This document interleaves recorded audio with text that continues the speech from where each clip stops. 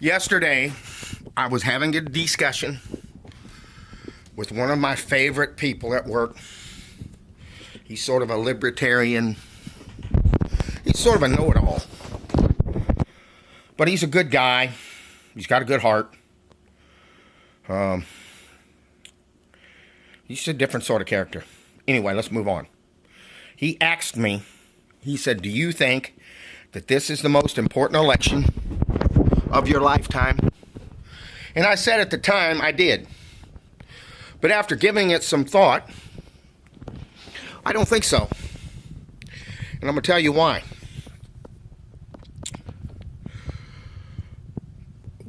There was an old song back in the 70s that goes, what goes up must come down. Spinning wheels. That's what our situation is now. We are going up. Our deficits are going up. Our trade deficits are going up. The people who don't work is going up. The people who can't manage their budgets is going up. The countries that are getting PO'd at us are going up. All these problems are going up. And they're going somewhere. And here we are, the two people, one male, one female, Hillary Rodham Clinton and Donald J. Trump, the people that are supposed to be the people we're supposed to look to fix them, are both disliked, despised, and distrusted. And I will submit to you that this wasn't by accident. It's very clear who these big shots, these people who pay for these campaigns, can tell people who they think and spot who might be a potential winner. And they tried to get Jeb up there, and he didn't have it. And then Mr. Rubio just wasn't ready. But they weren't the saviors. Neither one of them.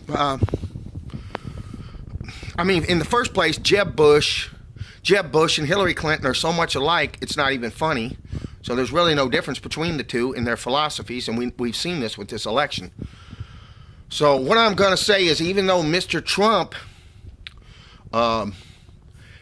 may want to change America and may want to do the right thing, he may want to bring jobs back, he may want to quit spending money like drunken sailors on wars that we're not winning, in his own view. I think wars that we shouldn't have fought, and he hasn't made that case very well, just about Iraq.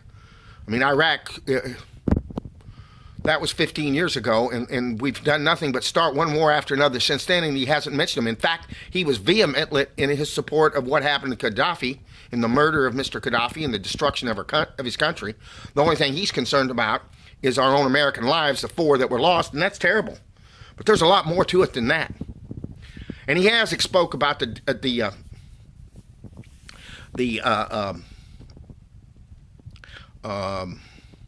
destruction of the Middle East. But in any case, why is it doesn't matter? Because the U.S. military, the security complex, all these people who finance the campaigns, and all these people, whether they be bankers, industrialists, whatever, the moneyed interest, own Washington. And they're going to keep owning it until it collapses. We're going to go in the direction of Britain. We're going to lose our empire. And we're going to lose our money, and somebody else is going to take up the mantle. I think we're going to have a period of chaotic years of nothing. And it's going to happen no matter what, because Mr. Trump doesn't have the intellect. He doesn't have the ability. He doesn't have the experience to go into Washington and fix it. He doesn't. He does not have the experience, and there's too many people who are going to subvert him. I just don't. I'm going to vote for Trump. I'm much closer to what Dr. Stein has said, but I think this is their only chance. But to be honest, I don't think it's going to work, because he has no movement. The people out there don't understand the problem. They don't understand what's really going on. And they think it's because we're taxed too much and there's too much regulations, which is not the most serious problem. That's not what's going on. Okay? It's not taxes. It's not that. That's a part of the problem. And he hasn't enunciated the problem well enough. He hasn't enunciated the solutions. And he doesn't have the people, and he doesn't know the people to fix it. And this all is what has been, this has all been spelled out by Paul Craig Roberts. I'm pretty much going directly from what Mr. Roberts has said.